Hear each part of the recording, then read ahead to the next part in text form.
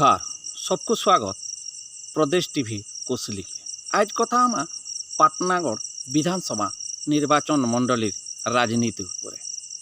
पाटनागढ़ निर्वाचन मंडली सबु बेले चर्चा थी आसी आउ ई खेप भी चर्चा थे।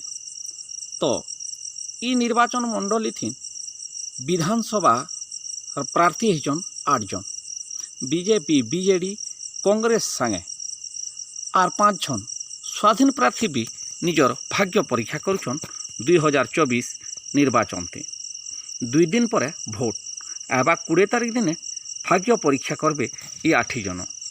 इठाने बीजेपी भेटरेन नेता कनकवर्धन सिंहदेव फेर के प्रार्थी होता बेल के 2019 दिन केबी सिंहदेव के हरई सरोज मेहर बीजेडी थुन प्रार्थी होचन। गला थरर प्रार्थी के बदले करी कांग्रेस भी इथर देछि नुआ चेहरा अनिल बेहर के।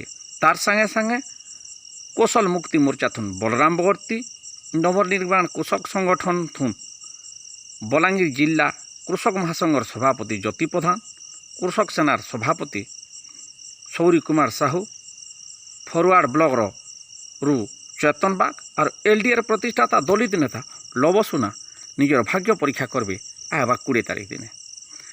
इठानर मूल समस्या दादन चाष जलसेचन और स्वास्थ्य रही बेल के इठाने कपा होउथबा केंदु पतर महुलर कथा सबू लोग कहसन हेले केनसीटा आखि दृशिया उन्नति नहीं है।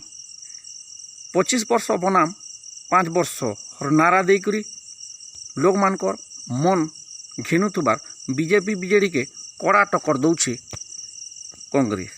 इठानर नेता मानकर उदासीनता के नहीं करी लोक ठाने प्रसंग रखिथिबा बेल के चाषी नेता माने चाषर कथा आउ कौशल नेता कौशल कथा के नहीं करी लोक मानकर ठान के पहुँचुछन। देखबार अच्छे कहा के केते पसंद करुछन लोग। तो आपण मानकर भावना केनता रहुचे आगामी दिन रे जीतवा किए ई कथा के नहीं करी इहादे लोक ठाने हुबदुबी। आपण माने देखुछन प्रदेश टीवी कोसली।